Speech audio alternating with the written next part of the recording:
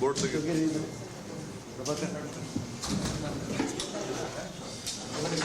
DGP ಈ ಕಡೆ ಬನ್ನಿ, ನನ್ನ ಪಕ್ಕ.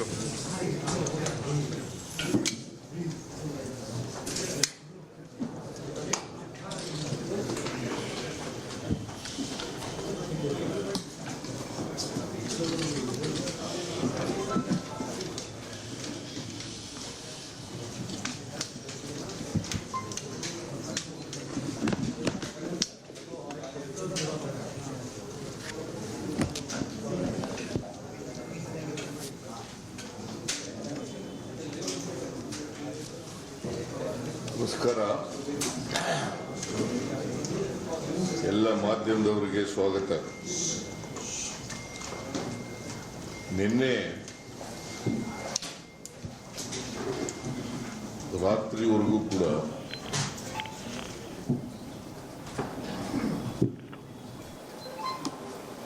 ಮಧ್ಯರಾತ್ರಿವರೆಗೂ ಕೂಡ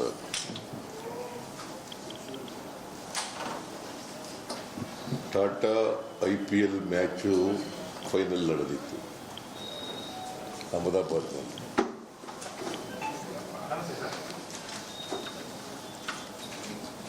ಇವತ್ತು நேற்று இரவு IPL-இன் இறுதிப் போட்டி நடந்தது.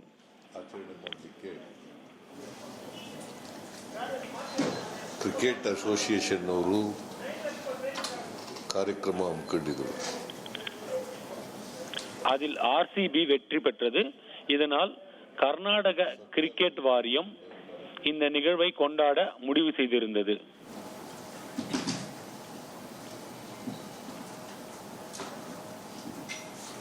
ಅಲ್ಲಿ ಈ ವಿಜಯೋತ್ಸವ ಆಚರಣೆ ಮಾಡ್ತಕ್ಕಂಥ ಸಂದರ್ಭದಲ್ಲಿ ಚಿನ್ನಸ್ವಾಮಿ ಕ್ರೀಡಾಂಗಣದಲ್ಲಿ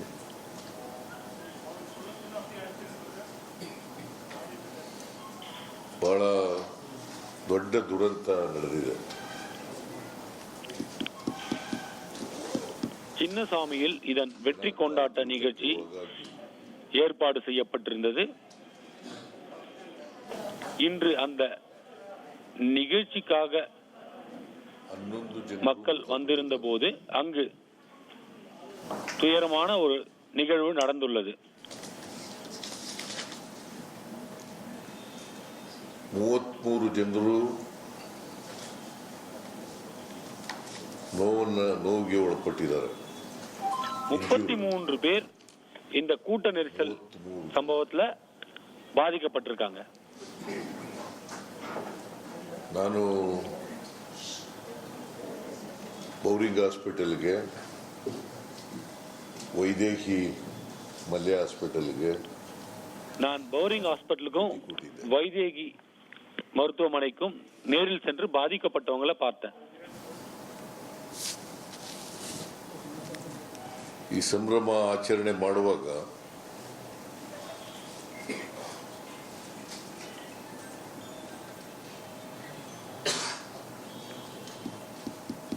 ಇಂಥ ಒಂದು ದುರಂತ ನಡಿಬಾರ್ದಾಗಿತ್ತು. இந்த வெற்றி கொண்டாட்டத்தின் போது இப்படி ஒரு துயர சம்பவம் நடந்திருக்க கூடாது. ಸರ್ಕಾರ ಇದಕ್ಕೋಸ್ಕರ ಬಹಳ ದುಃಖವನ್ನು ವ್ಯಕ್ತ ಮಾಡ್ತದೆ. இந்த சம்பவத்திற்காக அரசு துக்கத்தை அனுசரிக்கிறது.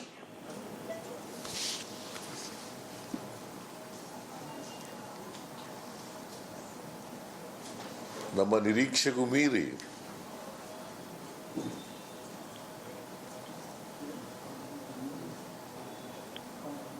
ಜನ ಅಭಿಮಾನಿಗಳು ಸೇರಿದರು.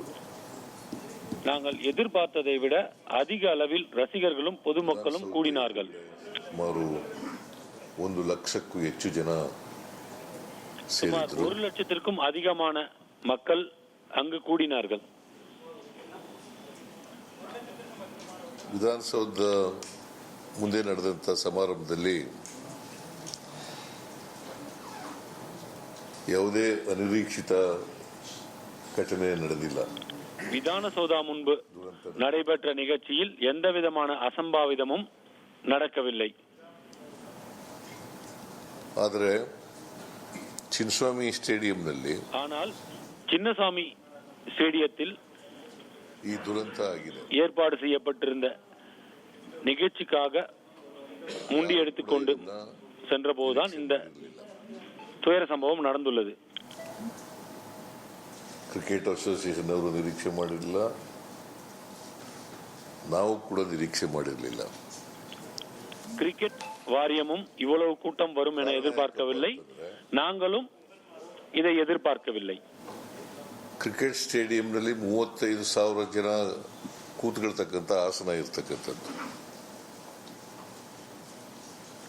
சின்னசாமி மைதானத்தில் 35,000 பேர் அமரும் வகையிலான வசதி உள்ளது. ಸ್ಟೇಡಿಯಂನಲ್ಲಿ ಚಿನ್ನಸ್ವಾಮಿ ಕ್ರಿಕೆಟ್ ಸ್ಟೇಡಿಯಂನಲ್ಲಿ 35 ಆಸನಗಳಿರ್ತಕ್ಕಂಥ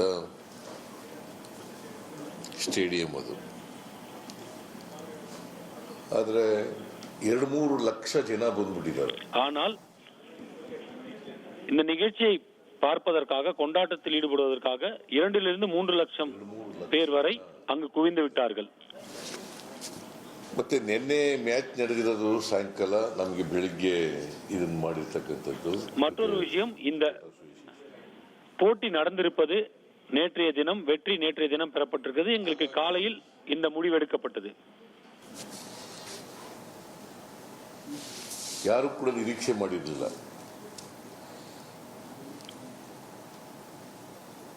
ಇಷ್ಟು ಜನ ಬರ್ತಾರೆ ಅಂತ ನಿರೀಕ್ಷೆ ಮಾಡಿರಲಿಲ್ಲ.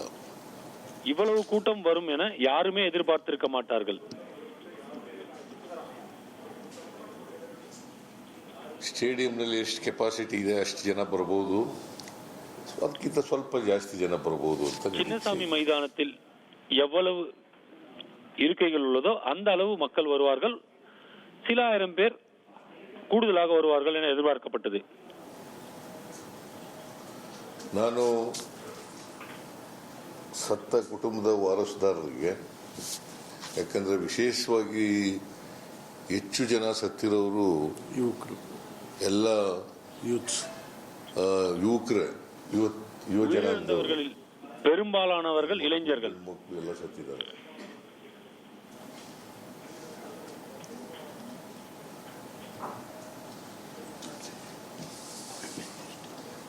ಹೆಣ್ಮಕ್ಳು ಸತ್ತಿದ್ದಾರೆ, ಗಂಡು ಮಕ್ಕಳು ಸತ್ತಿದ್ದಾರೆ. ಅವರ ಕುಟುಂಬದ ವಾರಸುದಾರರಿಗೆ ಸರ್ಕಾರ 10 ಲಕ್ಷ ರೂಪಾಯಿಗಳನ್ನು ಪರಿಹಾರವಾಗಿ, இறந்தவர்களின் குடும்பத்திற்கு 10 லட்சம் ரூபாய் நிவாரணம் அரசு வழங்கும். 11 ಜನ ಸತ್ತಿದ್ದಾರೆ, 11 பேர் உயிரிழந்திருக்கிறார்கள். ಜನರಿಗೂ 10 ಲಕ್ಷ ರೂಪಾಯಿಗಳನ್ನು, அவர்கள் அனைத்து குடும்பங்களுக்கும் தலா 10 லட்சம் ரூபாய் வழங்கப்படும். ಮತ್ತೆ ಯಾರು ಗಾಯಗೊಂಡಿದ್ದಾರೆ ಅವ್ರಿಗೆಲ್ಲರಿಗೂ ಕೂಡ ಉಚಿತವಾಗಿ ಚಿಕಿತ್ಸೆ ಕೊಡ್ತಕ್ಕಂಥದ್ದನ್ನ ನಾನು ಈಗಾಗಲೇ ಸೂಚನೆ ಕೊಟ್ಟಿದ್ದೀನಿ. யார் காயமடைந்திருக்கிறார்களோ அவர்கள் அனைவருக்கும் இலவசமாக சிகிச்சை அளிக்க வேண்டும் என்று கூறப்பட்டுள்ளது. ಚಿಕಿತ್ಸೆ ಪಡ್ಕೊಂಡಿದ್ದಾರೆ, ಅವ್ರಿಗೂ ಕೂಡ ಚಿಕಿತ್ಸೆ ಖರ್ಚನ್ನು ಸರ್ಕಾರನೇ ಭರಿಸ್ತದೆ. ಸರ್ಕಾರಿ ಆಸ್ಪತ್ರೆಗಳಲ್ಲಿ ಅಫ್ಕೋರ್ಸ್ ಬೌರಿಂಗ್ ಹಾಸ್ಪಿಟಲಲ್ಲಿ ಫ್ರೀಯಾಗಿ ಎಲ್ಲರಿಗೂ ಉಚಿತವಾದಂಥ ಚಿಕಿತ್ಸೆ, அரசு மருத்துவமனையாக இருந்தாலும் சரி, தனியார் மருத்துவமனையில் இருந்தாலும் சரி, அவர்களுக்கு சிகிச்சைக்கான செலவை அரசே ஏற்றுக்கொள்ளும். 33 ಜನ, ನನಗೀಗ ಅಂಕಿಅಂಶಗಳ ಪ್ರಕಾರ 33 ಜನ, 11 ಜನ ಸತ್ತಿದ್ದಾರೆ. 11 பேர் ಈ 33 இந்த ಜನ சம்பவத்தில் ಅದೃಷ್ಟವಶಾತ್ உயிரிழந்திருக்கிறார்கள். 47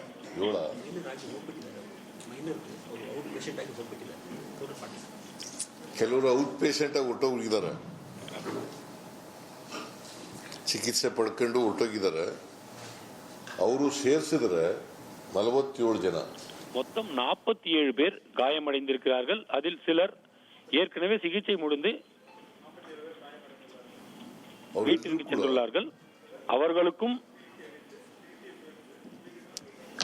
ಯಾರ್ಯಾರು ಇಂಜುರಿ ಆಗಿದೆ ಅವರೆಲ್ಲರೂ ಕೂಡ ನನಗೆ ಡಾಕ್ಟರ್ಗಳ ಜೊತೆ ಮಾತಾಡಿದ ಮೇಲೆ ನನಗೆ ಅವ್ರು ಹೇಳಿರೋ ಪ್ರಕಾರ They are all out of danger.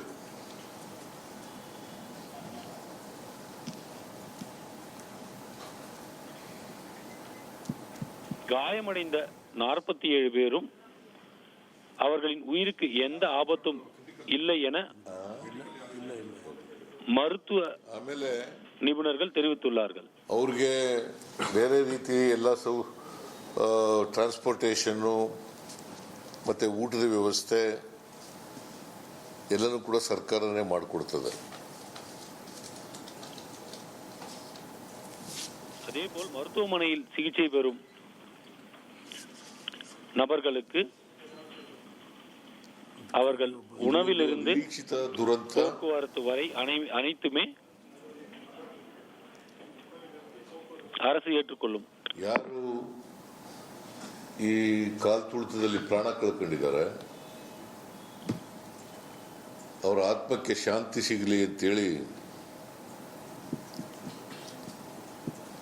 யாரெல்லாம் இந்த துயர சம்பவத்தில் உயிரிழந்திருக்கிறார்களோ அவர்களின் ஆத்மா சாந்தி அடைய வேண்டும் என அரசு பிரார்த்திக்கிறது. ಯುವಕ ಯುವತಿಯರು ಕೆಲವರು ವಿದ್ಯಾರ್ಥಿಗಳು ಕೂಡ ಇದ್ದಾರೆ. இறந்தவர்கள் அனைவருமே இளம் வயதினர். சில மாணவிகள் கூட இறந்திருக்கிறார்கள். ವಾರಸುದಾರರಿಗೆ ಅವರ ಪೋಷಕರಿಗೆ ಅವರ ಸಾವಿನ ದುಃಖವನ್ನು ಭರಿಸ್ತಕ್ಕಂಥ ಶಕ್ತಿ ಕೊಡಲಿ ಅಂತೇಳಿ இறந்தவர்களின் குடும்பத்தினருக்கு கடவுள் சக்தியை கொடுக்க வேண்டும் என ಒಂದು ಪ್ರಾರ್ಥಿಪದಾಗ ಮೆಜಿಸ್ಟ್ರಿಯಲ್ ಎನ್ಕ್ವೈರಿನೂ ಕೂಡ ಆರ್ಡರ್ ಮಾಡಿದ್ದೀವಿ.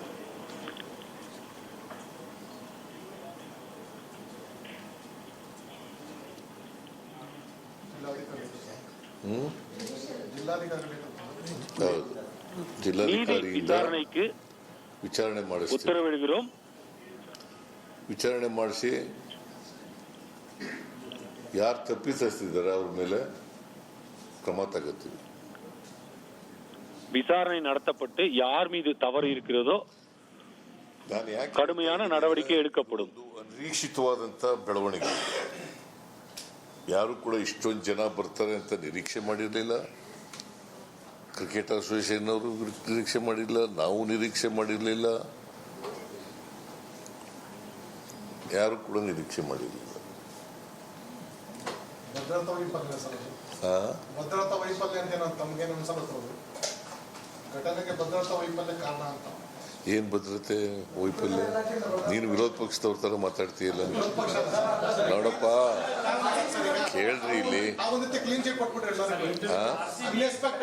ಅನ್ಎಕ್ಸ್ಪೆಕ್ಟೆಡ್ ನಡೆದಿದೆ ಅಂತ ಕ್ಲೀನ್ ಚಿಟ್ ಕೊಟ್ಬಿಟ್ಟಿರ್ತಾವ. ಕ್ಲೀನ್ ಚಿಟ್ಟು ಅನಿರೀಕ್ಷಿತವಾಗಿ ನಡೆದಿದೆ ಅಂತ ಹೇಳ್ಕೊಂಡು ಅನಿರೀಕ್ಷಿತವಾಗಿ ಬಂದಿದ್ದಾರೆ ಜನ ಅಂತ ಹೇಳಿದ್ದಪ್ಪ. ನೀನು ಸರಿಯಾಗಿ ಕೇಳಿಸ್ಕತೆ ಇಲ್ವಲ್ಲ. ಅನಿರೀಕ್ಷಿತವಾಗಿ ಜನ ಬಂದಿದ್ರು. Sir, including the cabinet minister from the central government are saying that the Congress government here is busy in photo op. They forgot to do their duty today is what the union ministers are also tweeting, sir. No. I do not want to play politics here in this case. BJP people are playing politics. நான் அரசியல் செய்ய விரும்பவில்லை. பாஜக செய்யும் அரசியலுக்கும் பதில் கூற விரும்பவில்லை. ನಾನು ಮ್ಯಾಜಿಸ್ಟ್ರಿಯಲ್ ಎನ್ಕ್ವೈರಿಯನ್ನು ಮಾಡಿಸ್ತಾ இது ಇದ್ದೀನಿ. எதிர்பாராத சம்பவமாக இருந்தாலும் கூட நான் ಅದು ಭದ್ರತಾ ವೈಫಲ್ಯ ಇರಬಹುದು, நீதி விசாரணைக்கு உத்தரவிட்டிருக்கிறேன். அந்த விசாரணையில் பாதுகாப்பு குறைபாடா அல்லது எதிர்பாராத விபத்தா என்பது தெரிய வரும். Sir, if you can brief also, sir. If you can brief in English also, sir. 2 minutes. Sir, English brief because it's a national issue.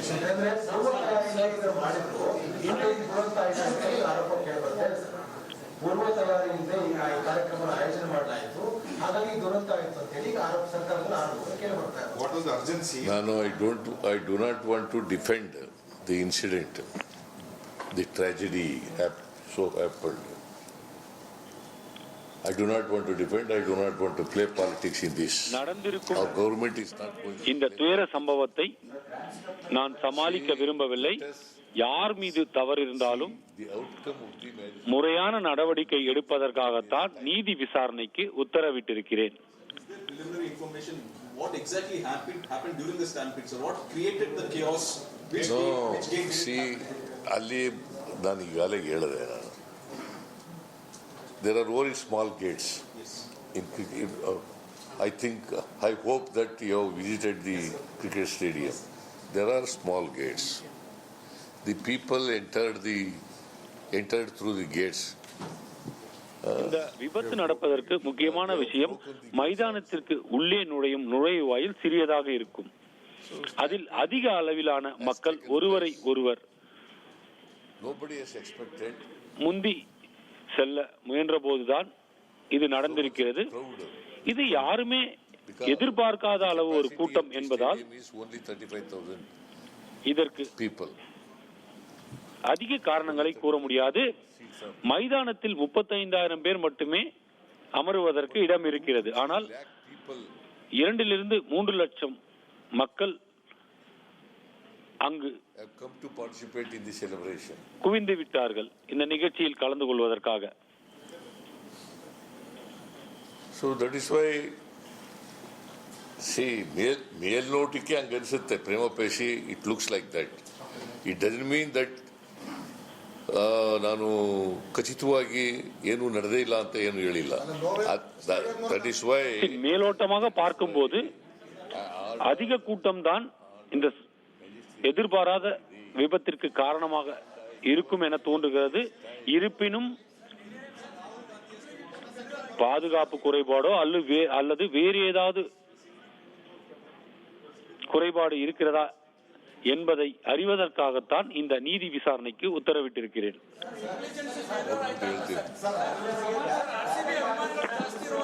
ಒಬ್ಬರು ಮಾತಾಡ್ರಿ, ಮಾತಾಡ್ತಾ ಇದ್ದಾರೆ ತಾಳಪ್ಪ. ಬೇಡ ಅಂತ ಹೇಳಿದ್ರು ಮಾಡಲಿಲ್ಲ ಅನ್ನೋದು ಸರ್. ಅದೇ ರೀತಿ ಗ್ರ್ಯಾಂಡ್ ಸ್ಟೆಪ್ ಮೇಲೆ ಕೂಡ ಕಾರ್ಯಕ್ರಮ ಬೇಡ ಅಂತ ಪೊಲೀಸರು ಹೇಳಿದ್ರು. ಬೆಂಗಳೂರು ಸಿಟಿ ಕಮಿಷನರ್ ಅಲ್ಲಿ ಬೇಡ ಅನ್ನುವಂಥದ್ದು ಹೇಳಿದ್ರು. ಯಾರು? ಬೆಂಗಳೂರು ಸಿಟಿ ಕಮಿಷನರ್ ಅವರು. ಇಲ್ಲ, ನಿಮ್ಗೆ ಯಾರು ಹೇಳಿದ್ರು? ಡಿ ಸಿ ಹೇಳಿದ್ರ ಹಂಗೆ ನಿಮ್ಗೆ? ಅಲ್ಲ, Mysuru D C, Bengaluru D C ಹೇಳಿದ್ರ ಹಂಗೆ ನಿಮ್ಗೆ? ಮತ್ತೆ ಯಾರು ಹೇಳಿದ್ರು? ಮತ್ತೆ ಯಾರು ಹೇಳಿದ್ರಿ? ಯಾರು ಹೇಳಿದ್ರಪ್ಪ ನಿನ್ಗೆ? ನಿನ್ಗೆ ಇನ್ಫಾರ್ಮೇಶನ್ ಎಲ್ಲಿಂದ ಬಂತಪ್ಪ? ಹಿರಿಯ ಯಾವ ಅಧಿಕಾರಿಗಳು ಕೂಡ ಹೇಳಿಲ್ಲ. ಇದನ್ನ ಮಾಡ್ಬೇಡ. C it is cricket state, cricket association நடத்துவது தொடர்பாக விவாதிக்கப்பட்ட போது யாரும் எதிர்ப்பு தெரிவிக்கவில்லை. அனைத்து ஏற்பாடுகளையும் தயார் செய்ய அதிகாரிகள் ஒத்துழைத்தார்கள். சிலர் அதிகாரிகள் வேண்டாம் என கூறியும் நாங்கள் ஏற்பாடு செய்ததாக கூறுகிறார்கள். அப்படியெல்லாம் ஒன்றுமில்லை. எந்த அதிகாரியும் அப்படி கூறவில்லை.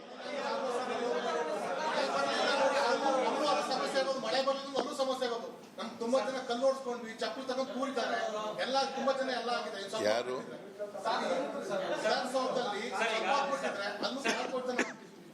ಏನು ಸುಮ್ಮನೆ ನೀವೆಲ್ಲ ಅಲ್ಲಿ ಅಲ್ಲೋ ಇದ್ರಲ್ಲಪ್ಪ, ನೀವೆಲ್ಲ ಅಲ್ಲೇನ್ ನಡೀತು? ನನಗ್ ಗೊತ್ತಿರೋ ಮಟ್ಟಿಗೆ ಏನು ನಡೆದಿಲ್ಲ ಅಲ್ಲಿ. ನನಗ್ ಗೊತ್ತಿರೋ ಮಟ್ಟಿಗೆ, ನನಗಿರೋ ಇನ್ಫಾರ್ಮೇಶನ್ ಪ್ರಕಾರ ಏನು ನಡೆದಿಲ್ಲ.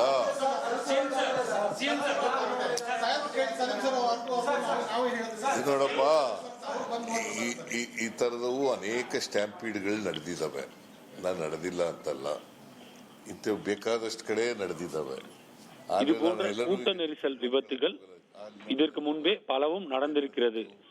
என்னை பொறுத்தவரை இது எதிர்பாராத நேரத்தில் அதிக கூட்டம் சேர்ந்ததால் நடந்தது என்றுதான் நினைக்கிறேன்.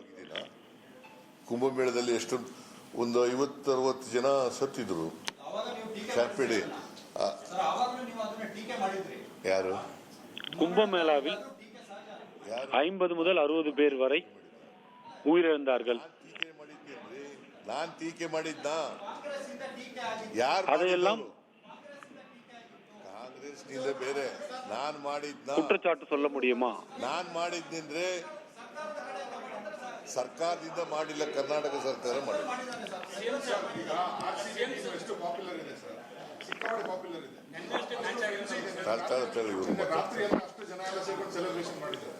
ಇಷ್ಟೊಂದಲ್ಲಿ ಇರ್ಬೇಕಾದ್ರೆ ಅರ್ಜೆನ್ಸಿ ಏನಿತ್ತು ಇವತ್ತೇ ಮಾಡೋದಕ್ಕೆ ಪ್ರಿಪೇರ್ನೆಸ್ ನೋಡಪ್ಪ, ಈಗ ನಾವು ಕರೆದಿಲ್ಲ ಕ್ರಿಕೆಟ್ ಅಸೋಸಿಯೇಷನ್ ಅವರು. ಕೇಳಪ್ಪ, ಕೇಳ್ರಿ ಇಲ್ಲಿ. ಸುಮ್ಮನೆ ನೀವೇ ನಿಮ್ಮನ್ನೇ ಮಾತಾಡೋದ್ರೆ ಏನು ಪ್ರಯೋಜನ? ಹಿಂಗೂ ಮಾತಾಡ್ತೀರಿ, ಹಂಗೂ ಮಾತಾಡ್ತೀರಿ ನೀವು.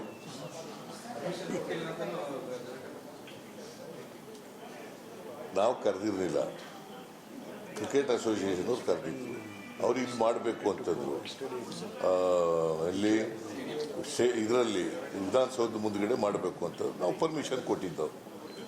ಮತ್ತೆ ನಿನ್ನೆ ತಾನೇ ಮ್ಯಾಚ್ ನಡೆದಿರೋದು. நாங்கள் அழைக்கவில்லை. ಇವತ್ತು கர்நாடக கிரிக்கெட் அசோசியேஷன் தான் விதானசௌதாவில் நிகழ்ச்சியை நடத்த வேண்டும் என்று கேட்டார்கள். நாங்கள் அனுமதி அளித்தோம்.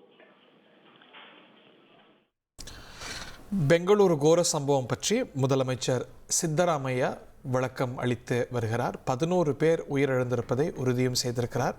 நீதி விசாரணைக்கு உத்தரவிட்டிருப்பதாகவும் தெரிவித்திருக்கிறார்.